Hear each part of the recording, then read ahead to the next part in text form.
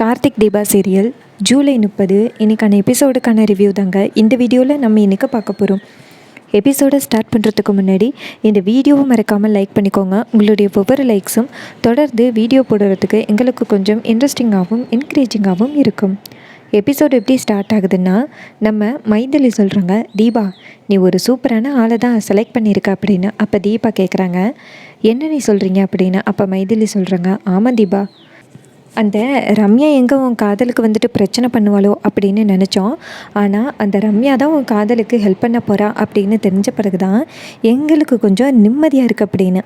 இது கேட்டுட்டு தீபா சொல்கிறாங்க, இங்கே பாருங்கள், ரம்யா வந்து என்னுடைய பெஸ்ட்டு ஃப்ரெண்டு, அவளாக தான் எனக்கு ஹெல்ப் பண்ணுறேன்னு சொன்னால், மற்றபடி அவளை நீங்கள் கலாய்க்காதீங்க அப்படின்னு. அப்போ ரம்யா சொல்கிறது, அப்போ மைதிலி சொல்கிறாங்க, இங்கே பாரு தீபா, ரம்யா வந்துட்டு நல்ல ஆள் தான், உனக்கு தூது போகிறதுக்கு அவளுக்கு வேறு வேலை என்ன இருக்குது, எப்போ பார்த்தாலும் இங்கே தானே வந்துக்கிட்டு இருக்கா, ஸோ உனக்கு அவள் நல்லா ஹெல்ப் பண்ணுவா, நீ கவலைப்படாத தீபா அப்படின்னு. இதை கேட்டுட்டு தீபாவும் சிரிக்கிறாங்க. அப்போ மீனாட்சி சொல்கிறாங்க, நல்ல வேலை தீபா, எங்களை யாரையாவது அனுப்புனா கண்டிப்பாக நாங்கள் சொதப்பிடுவோம், நீ நல்ல ஆளை தான் செலக்ட் பண்ணியிருக்க அப்படின்னு.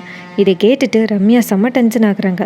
அப்போ நம்ம மைதிலையும் மீனாட்சியும் வெளியில் வராங்க. வெளியில் வந்துட்டு நேராக ரம்யாவை பார்த்து, அம்மாடி நீ இங்கே தான் இருக்கியா, கை கொடு அப்படின்னு சொல்லிட்டு ரம்யாவோட கையை பிடிக்கிறாங்க. அப்போ ரம்யா டக்குன்னு கையை உதறிவிட்டு, என்ன வேணும் உங்களுக்கு அப்படின்னு கேட்க, அதுக்கு மைதிலி சொல்கிறாங்க, தீபாவுக்கு கார்த்திக்கிட்ட தூது போகிறதுக்கு ஒரு நல்ல ஆள் வேணும்னு நாங்கள் நினச்சோம், அதே மாதிரி நீயும் வாலண்டியராக தீபாவுக்கு ஹெல்ப் பண்ணுறேன்னு சொல்லிட்ட, நல்ல வேலை கார்த்தி தீபா சேர்றதுக்கு நீயும் காரணமாக இருக்க போகிறடி அப்படின்னு சொல்ல ரம்யா டென்ஷன் ஆகுறாங்க. அப்போ மீனாட்சி சொல்கிறாங்க, உனக்கு வேறு வேலை என்ன, இந்த வீட்டில் தானே எப்போ பார்த்தாலும் இருப்ப, ஸோ நீ இந்த வேலைக்கு பொருத்தமான ஆள் தான் அப்படின்னு சொல்லிட்டு தீபாவும் மைதிலியும் மீனாட்சியும் சிரிச்சுக்கிட்டே போகிறாங்க. இதை கேட்டுட்டு ரம்யா செம்ம டென்ஷன் ஆகுறாங்க. ரம்யா சரியான கோவத்தில் நேராக ரியாவை பார்க்குறதுக்கு போகிறாங்க.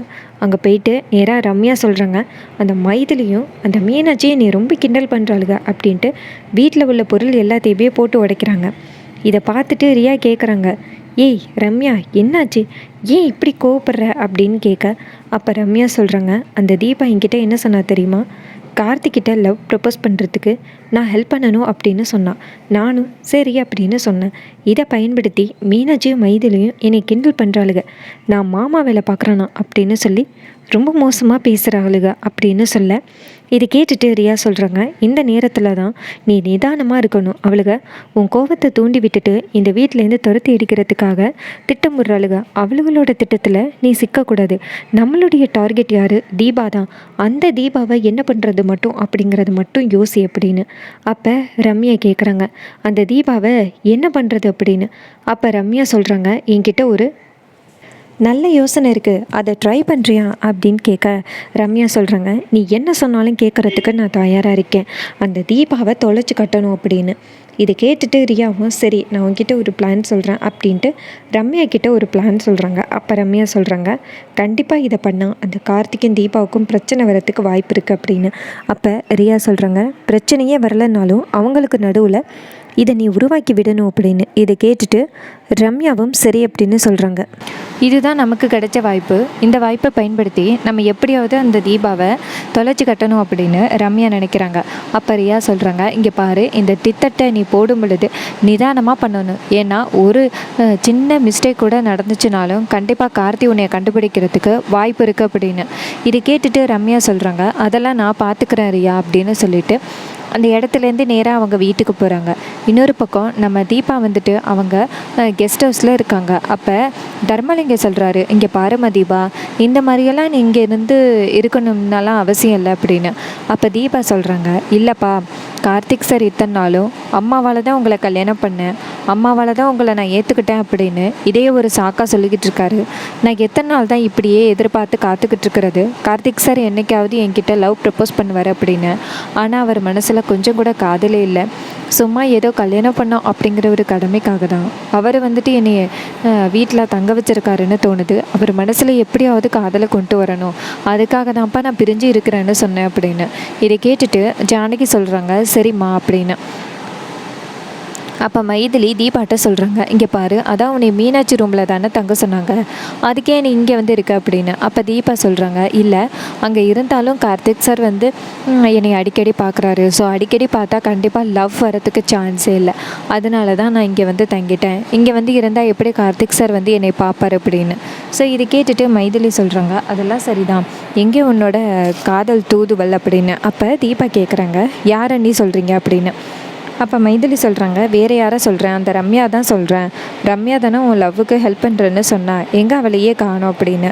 அப்போ தீபா சொல்கிறாங்க, என்னன்னு தெரியல, ரம்யாவை காலையிலேருந்து காணோம் அப்படின்னு. அப்போ மைதிலி சொல்கிறாங்க, எப்போ பார்த்தாலும் இங்கேயே தானே வந்துக்கிட்டு இருப்பா அப்படின்னு. மைதிலி சொல்கிறாங்க, எனக்கு என்னமோ அங்கே தான் இருப்பான்னு சந்தேகமாக இருக்குது, நான் போய் அங்கே பார்த்துட்டு வரேன் அப்படின்னு.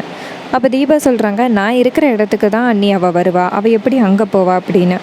அப்போ மைதிலி நினைக்கிறாங்க, இவள் லூசு மாதிரி ஏதாவது யோசனை பண்ணிக்கிட்டு இருக்கா, கண்டிப்பாக அந்த ரம்யா வந்து கார்த்தி இருக்கிற இடத்துக்கு தான் போயிருப்பா, நம்ம போய் பார்ப்போம் அப்படின்ட்டு மைதிலி நேராக அங்கே போகிறாங்க. அங்கே போய் பார்த்தா ரம்யா ஆல்ரெடி உட்காந்து அபிராமிகிட்ட பேசிக்கிட்டு இருக்காங்க.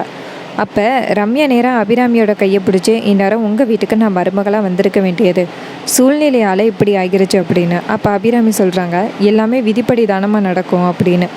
அப்போ ரம்யா கேட்குறாங்க, நீங்கள் ஒரு பிஸ்னஸ் உமனா, ஒரு டேலண்டட், ஒரு படித்த பொண்ணாக தானே நீங்கள் வந்துட்டு கார்த்திக்கு கல்யாணம் பண்ணி கொடுக்கணும்னு ஆசைப்பட்டீங்க அப்படின்னு. அப்போ அபிராமி சொல்கிறாங்க, அப்படி தாம்மா ஆசைப்பட்டேன், நான் கார்த்திக்காக தேடி தேடி ஜாதகத்தையெல்லாம் பார்த்தேன், நல்லா எல்லாத்தையுமே சமாளிக்கக்கூடிய ஒரு பொண்ணாக இருக்கணும் அப்படின்னு தான் நான் நினச்சேன்.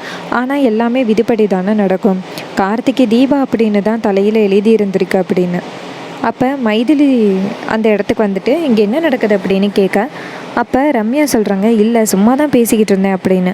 அதுக்கு மைதிலி சொல்கிறாங்க, சும்மா பேசிக்கிட்டு இருக்கேன்னு, அப்போ நடந்தது எல்லாம் இப்போ பேசி என்ன ஆக போகுது, தீபா இந்த வீட்டுக்கு மருமகளாக வந்துட்டா, இதுக்கப்புறம் கண்டதையும் பேசி எதுக்காக சமந்தி அம்மாவோட மனசை கலைக்கிற அப்படின்னு. அபிராமி சொல்கிறாங்க, அப்படியெல்லாம் ஒன்றும் இல்லை மைதிலி, சும்மா நாங்கள் 2 பேரும் பேசிக்காக தான் பேசிக்கிட்டு இருந்தோம் அப்படின்னு. அப்போ மைதிலி சொல்கிறாங்க, இங்கே பாருங்கள் சம்மந்தியம்மா, தீபா இந்த வீட்டுக்கு மருமகளாக வந்தாச்சு, இதுக்கப்புறம் நீங்கள் வந்துட்டு படித்த பொண்ணு தான் வேணும், நல்லா பிஸ்னஸ் உமன் தான் வேணும் அப்படின்னு ஆசைப்பட்டேன்னு சொல்கிறது எங்களுக்கு மனசு ரொம்ப கஷ்டமாக இருக்குது அப்படின்னு. அப்போ அபிராமி சொல்கிறாங்க, மைதிலி, உன் மனசு கஷ்டப்படுற மாதிரி பேசியிருந்தா என்னை தயவு செஞ்சு மன்னிச்சிரு, இதுக்கப்புறம் நாங்கள் அந்த மாதிரி பேசவே மாட்டோம்மா அப்படின்னு. அப்போ ரம்யா சொல்கிறாங்க, ஒரு நிமிஷம் பொறுங்க ஆண்டி, இங்கே பாருங்கள் மைதிலி, அத்தை அவங்க மனசில் என்ன இருக்கோ அதை தானே சொன்னாங்க, அவங்க மனசில் இருக்கிறத சொல்கிறதுக்கு கூட அவங்களுக்கு வந்துட்டு சான்சஸ் இல்லையா அப்படின்னு. அப்போ மைதிலி சொல்கிறாங்க, இங்கே பாரு ரம்யா, குடும்பத்துக்குள்ளே பிரச்சனையை உண்டாக்கி விடணும் அப்படின்னு நினச்சி பேசாத, இது மாதிரி தீபா இந்த வீட்டுக்கு தான் மருமகளாக வரணும்னு அவள் தலையிலே எழுதி இருந்திருக்கு, அதனால் தீபா இந்த வீட்டுக்கு மருமகளாக வந்துட்டான், இதுக்கப்புறம் நீ இந்த மாதிரி பேசுகிறது ரொம்ப தப்பு ரம்யா, இங்கே பாரு, அம்மா வளர்த்துருந்தா உனக்கு தெரிஞ்சிருக்கும், ஒரு வீட்டில் போய் என்ன பேசணும், ஒரு வீட்டுக்கு எப்போ போகணும் எப்போ போகக்கூடாது அப்படின்னு சொல்லி கொடுத்துருப்பாங்க, ஆனால் நீ தான் உங்கள் அம்மாவை விட்டுட்டு இப்படி வளர்ந்த நீயாச்சு அப்படின்னு. அப்போ ரம்யா வந்துட்டு நடிக்கிறாங்க டக்குன்னு அழுகிற மாதிரி. இதை பார்த்துட்டு அபிராமி கேட்குறாங்க மைதிலிக்கிட்ட, இங்கே பாரு மைதிலி, இந்த மாதிரியெல்லாம் பேசுகிறது ரொம்ப தப்பு அப்படின்னு. அப்போ மைதிலி சொல்கிறாங்க, இல்லை சம்மந்தியம்மா, எனக்கு தீபாவை பற்றி ரொம்ப மட்டமாக பேசினதோடு எனக்கு ரொம்ப டென்ஷன் ஆகிட்டு, அதான் நான் இப்படி பேசிட்டேன் அப்படின்னு. அப்போ ரம்யா சொல்கிறாங்க, நான் அப்படி என்ன பொய்யா பேசினேன், தீபா அதிகமாக படிக்கவே இல்லை, 12th வரைக்கும் தான் படிச்சிருக்கா, அதுவும் 12th ஃபெயிலு, அவளுக்கு ஒரு இங்கிலீஷ் நாலேஜ் கூட கிடையாது, அதனால தான் நான் அவள்கிட்ட ஒரு திறமையை தான் சொன்னேன், நான் ஏதோ தப்பாக சொன்ன மாதிரி நீங்கள் எல்லாருமே வந்துட்டு என்னையே பேசுகிறீங்க அப்படின்னு. அதே இடத்துக்கு மீனாட்சி வராங்க. மீனாட்சி வந்துட்டு என்ன நடக்குது அப்படின்னு கேட்க, அப்போ ரம்யா நேராக மீனாட்சியை பார்த்து, நீங்கள் இன்ஜினியரிங் படிச்சிருக்கீங்க, ஐஸ்வர்யா டாக்டருக்கு படிச்சிருக்காங்க, ஸோ இவங்க எல்லோரும் இவ்வளோ வெல் எஜுகேட்டடாக உள்ள ஃபேமிலியில் ஒன்றுமே தெரியாத ஒரு பொண்ணு இருக்கிறது வந்துட்டு பெரிய விஷயம் தானே அப்படின்னு. அப்போ மீனாட்சி சொல்கிறாங்க, இங்கே என்ன நடக்குது அத்தை அப்படின்னு. அப்போ அபிராமி சொல்கிறாங்க, ஒன்றும் இல்லை ரம்யா, இந்த பிரச்சனையை இதோட விடு, இதுக்கப்புறம் நீ பேச வேணாம் அப்படின்னு. அதே நேரத்தில் கார்த்தி அங்கே வராரு. கார்த்தி வந்துட்டு என்னாச்சு, இங்கே என்ன நடக்குது அப்படின்னு கேட்குறாரு. அப்போ மைதிலி சொல்கிறாங்க, இங்கே பாருங்கள் தம்பி, தீபா படிக்கலை அப்படின்னு அந்த ரம்யா சொல்கிறா, அதை உங்கள் அம்மாவும் சரின்னு சொல்கிறாங்க, இதெல்லாம் நல்லதுக்கு இல்லை தம்பி அப்படின்னு. அப்போ கார்த்தி சொல்கிறாரு, அம்மா இங்கே என்ன ஆச்சு அப்படின்னு. அப்போ அபிராமி சொல்கிறாங்க, இல்லை கார்த்தி, இது மாதிரி ரம்யா சொன்னால் நான் இது மாதிரி ஒரு நல்ல படித்த ஒரு வெல் எஜுகேட்டட் பொண்ணு தானே நான் வந்துட்டு மருமகளாக வரணும்னு அப்பா ஆசைப்பட்டேன், அதை பற்றி ரம்யா என்கிட்ட சொல்லிக்கிட்டு இருந்தா. ரம்யா என்கிட்ட சொல்லிக்கிட்டு இருந்தா, அதை வந்து மைதிலி காதில் வாங்கிட்டு தப்பாக பேசுகிறா அப்படின்னு. அப்போ கார்த்தி கேட்குறாரு, இங்கே என்ன ஆச்சு அப்படின்னு. அப்போ ரம்யா சொல்கிறாங்க, இல்லை கார்த்தி, இது மாதிரி தீபா படிக்கலைல, அதை பற்றி தான் சொன்னேன். உங்களுக்கே தெரியும்ல, தீபா 12th ஸ்டாண்டர்ட் கூட பாஸ் ஆகலை அப்படின்னு. அப்போ கார்த்தி சொல்கிறாரு, இங்கே பாருங்கள், தீபா பாஸோ பெயிலோ அதை பற்றியெல்லாம் இங்கே யாருமே எதுவுமே பேசவே இல்லை. தீபா ரொம்ப நல்ல பொண்ணு, இந்த வீட்டுக்கு ஏற்ற பொண்ணு. அதை தவிர்த்து வேறு என்ன வேணும் அப்படின்னு சொல்ல. ஸோ இதை கேட்டுட்டு அபிராமியும், அதை தாப்பா நானும் சொன்னேன், இதை போய் மைதிலி தப்பாக நினச்சிட்டா அப்படின்னு. அப்போ கார்த்தி நேராக ரம்யா கிட்டே, இங்கே பாருங்கள், நீங்கள் தீபாவோட பெஸ்ட் ஃப்ரெண்டு, நீங்களே தீபாவை பற்றி இந்த மாதிரி பேசுகிறதுல கொஞ்சம் கூட உங்களுக்கு மனசு வருத்தம் இல்லையா அப்படின்னு. அப்போ ரம்யா சொல்கிறாங்க, இல்லை, நான் என்ன சொன்னேன்னா, தீபா 12th மட்டும்தான் பாஸ் ஆகியிருக்கா. உங்கள் அம்மா வந்துட்டு நல்லா வெல் எஜுகேட்டட் பொண்ணை தான் உங்களுக்கு கல்யாணம் பண்ணி வைக்கணும்னு ஆசைப்பட்டாங்க. அட்லீஸ்ட் அழகு இல்லைன்னாலும் அறிவாக இருந்தால் பரவாயில்ல, அறிவும் இல்லை அழகும் இல்லைன்னு மட்டும்தான் சொன்னேன் அப்படின்னு. இதை கேட்டுட்டு கார்த்தி செம்ம டென்ஷன் ஆகி, இதுக்கப்புறம் நீங்கள் தீபாவை பற்றி பேசுகிறதுக்கு உங்களுக்கு கொஞ்சம் கூட அருகதையே இல்லை, இனிமேல் நீங்கள் தீபாவை பற்றி பேசாதீங்க அப்படின்னு சொல்லிட்டு கார்த்திக் அந்த இடத்துலேருந்து கிளம்புறாரு. அப்போ அபிராமி நேராக ரம்யா கிட்ட, சாரி ரம்யா, கார்த்தி வந்துட்டு இப்படி பேசினதுக்கு நான் மன்னிப்பு கேட்டுக்கிறேன். கார்த்தி இப்படி பேசினான்னா அதுக்கு நானும் காரணம்தான். ஏன்னா நான் தான் கார்த்திக்கிட்ட பல தடவை சொல்லியிருக்கேன், இது மாதிரி உனக்கு ஒரு நல்ல மருமகளை கொண்டுட்டு வரணும் அப்படின்னு. அதனால தான் கார்த்தி என் மேலே தப்பு இருக்குன்னு நினச்சி ஒன்று திட்டிட்டு போகிறான் அப்படின்னு. இதை கேட்ட ரம்யாவும், சரி பரவாயில்ல ஆண்டி, உங்கள் மனசில் என்ன இருக்கோ அதை தானே சொன்னேன் அப்படின்னு சொல்லிட்டு ரம்யா அவங்க வீட்டுக்கு கிளம்புறாங்க. இன்னொரு பக்கம் கார்த்தி நேராக அபிராமி பக்கத்தில் வந்து உட்காந்து, அம்மா நீங்கள் நினைக்கிறீங்களா தீபாவுக்கு ஒன்றும் தெரியல அப்படின்னு. அப்போ கார்த்தி சொல்கிறத கேட்டுட்டு அபிராமி சொல்கிறாங்க, இங்கே பாருப்பா கார்த்தி, உனக்கு தீபாவை பிடிச்சிருக்கல அப்படின்னு. அப்போ கார்த்தி சொல்கிறாரு, உங்களுக்கு பிடிச்சிருக்கா என்னம்மா அப்படின்னு. அப்போ அபிராமி சொல்கிறாங்க, எனக்கு ரொம்ப பிடிச்சிருக்குப்பா அப்படின்னு. அப்போ கார்த்தி சொல்கிறாரு, அப்புறம் எதுக்குமா இந்த படிப்பு விஷயத்தை பற்றி இப்போ பேசுகிறீங்க அப்படின்னு. அப்போ கார்த்தி சொன்னதை கேட்டுட்டு அபிராமி சொல்கிறாங்க, என்னை மன்னிச்சிருப்பா, இந்த நேரத்தில் நான் பேசினது தப்பு தான் அப்படின்னு. அப்போ கார்த்தி சொல்கிறாரு, சரிம்மா, தீபா படிக்கலை அப்படின்னு தானே நினைக்கிறீங்க, நான் தீபாவை ஒரு நல்ல இங்கிலீஷ் கோச்சிங் கிளாஸில் சேர்த்து விடுறேன் அப்படின்னு. ஸோ இதை கேட்ட அபிராமியும், சரிப்பா, இதுவும் ஒரு நல்ல முடிவு தான் அப்படிங்கிறாங்க. அப்போ அந்த இடத்துக்கு வந்துட்டு ஐஸ்வர்யா சிரிக்கிறாங்க. 12th பாஸ் ஆன பொண்ணு எப்படி வந்துட்டு இங்கிலீஷ் கற்றுக்க முடியும், சின்ன வயசில் உள்ள புக்கே அவளால் படிக்க முடியலை அப்படின்னு. அப்போ கார்த்தி சொல்கிறாரு, தீபாவை 12th பாஸ் பண்ண வச்சு நான் கண்டிப்பாக அவளுக்கு இங்கிலீஷ் சொல்லிக் கொடுப்பேன், ஒரு பிஸ்னஸை மெயின்டைன் பண்ணுற அளவுக்கு அவளுக்கு நான் திறமையாக வளர்ப்பேன் அப்படின்னு. இதை கேட்டதோட அபிராமி சொல்கிறாங்க, இங்கே பாருப்பா கார்த்தி, இதெல்லாம் ரொம்ப பெரிய விஷயம் அப்படின்னு. அப்போ கார்த்தி சொல்கிறாரு, இல்லைம்மா, இது மாதிரி சில பேருக்கு தீபாவோட திறமையை பற்றி புரிய வைக்க வேண்டிய நிரூபத்தில் நான் இருக்கேன் அப்படின்னு சொல்லிட்டு கார்த்தி அந்த இடத்துலேருந்து நேராக வந்துட்டு தீபாவை பார்க்குறதுக்கு நேராக அவங்க வீட்டுக்கு போகிறாங்க. அங்கே போயிட்டு நேராக அபிராமியை போய் தர்மலிங்கத்தை பார்க்குறாங்க. அப்போ கார்த்தி நேராக தர்மலிங்கத்தை பார்த்து, இது மாதிரி தீபா எதுக்காக 12th ஃபெயில் ஆனாங்க அப்படின்னு கேட்க. அப்போ தர்மலிங்கி சொல்கிறாரு, தீபா எல்லாருக்கிட்டையும் 12th ஃபெயில் ஆகிட்டேன்னு சொல்லிக்கிட்டு இருக்கா, ஆனால் அவள் 12th ஃபெயில் ஆனதுக்கு காரணம் யார் தெரியுமா, அந்த ரூபா தான் அப்படின்னு. அப்போ கார்த்தி கேட்குறாரு, என்ன சொல்கிறீங்க அப்படின்னு. அப்போ தர்மலிங்கி சொல்கிறாரு, தீபா கரெக்டாக பரீட்சை எழுதுறதுக்காக கிளம்புனா, ஆனால் அந்த நேரத்தில் அந்த ராஜஸ்ரீ வந்துட்டு நேராக எங்கள் வீட்டில் வந்துட்டு இது மாதிரி தீபா பாட்டு பாடியே ஆகணும், தீபா பாட்டு பாடலைன்னா கண்டிப்பாக வந்துட்டு எங்கள் குடும்பத்தை வந்து ஒன்றும் இல்லாமல் பண்ணிடுவேன் அப்படின்னு சொல்லி ரொம்ப மிரட்டினாங்க. அதோட அந்த நேரத்தில் தான் எங்கள் வீட்டில் ரொம்ப கஷ்டமாக இருந்துச்சு. வேறு வழி இல்லாமல் தான் அந்த ரூபா சொன்னதையும் ராஜஸ்ரீ சொன்னதையும் ஒத்துக்கிட்டு